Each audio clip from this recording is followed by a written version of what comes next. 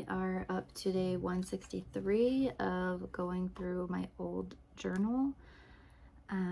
The quote to today says, "The cave you fear to enter holds the treasure you seek."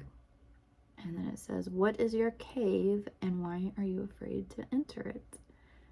So if you're following along, just take a minute to think about how you may answer this, and I will read what I wrote. This seems like it was a hard week. Like, these last couple of questions are ones that I feel like I don't really have an answer to right away. So let's see what I said. I said, oh, no, this is accurate. I said, "I think one thing that I'm afraid of entering is commitment, at least long-term commitment. I feel like I excel in short-term commitment, but anything going past a year or two and I start to feel anxious and trapped." And I've been thinking about this lately, like, what the reason for that is. And I do think it's probably ADHD, but then I was also wondering, like, was there something in my past that makes me like afraid to commit to people or afraid to like rely on people? Like, I'm not really sure why that is. But anyway, I said, "I've always thought the reason for this was growing up seeing my mom," and I have in quotes, "trapped in a bad marriage with a job that seems so boring, doing the same thing year after year." So yeah, like, I always felt like my mom wasn't happy in her marriage and that my dad was just kind of tying her down and limiting like her freedom.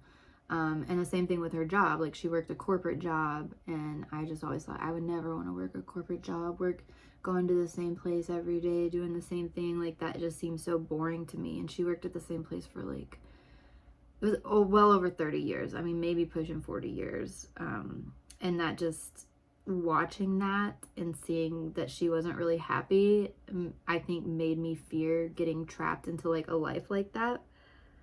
I said something made me think, oh, I said something made me think I was better than that. I don't know if I'd necessarily word that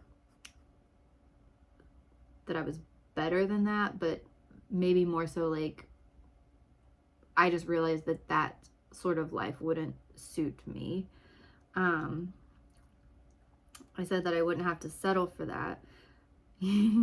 But I don't know. The older I get and the more I experience, the more I understand why people settle into that sort of life. And I do, like, at this point, and especially like back a couple years ago when I was really like struggling with like stress and anxiety from like school and work, I just started thinking like, man, I see why people do that. Like, having the security of a job that you just kind of go into and you get your work done and you leave work at the job and you come home. So like, even like a factory job or like a corporate job that's just kind of like you do the same thing like day to day, like that started to seem very, very, very appealing to me. Because and I don't think a lot of people who haven't worked in like the service industry or retail, I don't think they understand like the kind of stress and anxiety that goes into going to work, because every day is a little bit different. Like, you don't know who you're going to encounter. You don't know what you're going to experience from people. You don't really know exactly like what issues are going to pop up. And then sometimes you like take that home with you too. Like, I remember a couple times like leaving like a serving job and just like holding back tears for like half of my shift, and then just sitting in my car as soon as I got in my car and just like crying, and then just like crying the whole way home. Like, those jobs are not like they say that they're easy jobs, and people without skills, they don't deserve to be paid that much, but I mean, in a lot of cases they are hard jobs. And like, even like retail jobs, you think like, well, those are just easy, you're just selling clothes or whatever. A lot of these like retail stores, they push you to like implement these campaigns and try to get sales, and like it's not just like low stress jobs. Really, like, a lot of service workers they're not, absolutely not paid enough for what they have to deal with. But yeah, so I remember I was like in the peak of my stress, and I was going to this gym and doing these like workouts, and I remember seeing a cleaning lady there. I remember just seeing her come in and clean, and I was like, you know, I would love to have a job like that where I go to a place and I clean it, and I can immediately see like the results of my work because the place is going to be clean, and then I just get paid and I go home. And then I don't have to think about this place anymore. I don't have to stress about, you know, and she didn't have to talk to people. Like, she was just there cleaning, and I was just like, like, I envied her in that moment because I was feeling so much stress from my job, and like how mental it was, just having to like mentally come up with these words and writing reports and papers. And it was just, I was like, I wish, you know, just the thought crossed my mind so many times of just like quitting my job and just trying to get a corporate job where my mom worked, to where, you know, I'm like, okay, I would go in Monday through Friday, I would have these tasks that I would need to get done, and then I would leave. And I know not all corporate jobs are like that. Like, I know I was working in payroll, so it was pretty straightforward. You know, you get the time cards, and back in the day when they had time cards, and you know, you'd get the checks printed that needed to be printed and all that stuff and mailed out, and it was just pretty straightforward. And I was just like, man, that would be better than this, was what I was thinking at the time. But knowing my personality, I probably would have gotten into it and gotten bored and wanted to leave and do something else again. So I don't know. But definitely the older I get, the more I definitely understand like people being content and happy with that sort of life. But honestly, in this day and age, that I don't even know if that exists that much. Like, we don't have that many factory jobs anymore, and the corporate jobs aren't, you know, there is a lot of it is relying on making sales calls, and it's just, I don't know. I don't think there's a lot of opportunity for people to have, you know, a job that doesn't put a lot of stress on you anymore. Anyway, let's see. I said, I'm glad that I've gone out and done everything that I have. So now if I do settle, there won't be thoughts of what if. So yeah, like, I feel like if I would have settled like my mom did, like, she started working at that job when she was like, I don't know, 18. So her whole life, basically, she didn't have any other sort of experience of doing any other thing. And whereas I had already done all that, and so I wouldn't have had, I could appreciate the job more, I guess, after, you know, going out and experiencing all these other types of roles. So I said, and if I do settle at this point, I won't feel as trapped since I've gained enough experience to have options to turn to if I wanted. And I said, I don't know, even though I'm scared to commit, I feel like I'm starting to get to a point where I'll soon be ready to jump in and go for something full force. I hope. I'm hopeful that by the time I finish school, I'll be ready to move forward onto something I can commit to for the rest of my life. So yeah, that's what I'm searching for. Its theme has come up, you know, a lot in this journal of like, you know, what do I want to do with the rest of my life? What do I want to settle into and do for the rest of my life?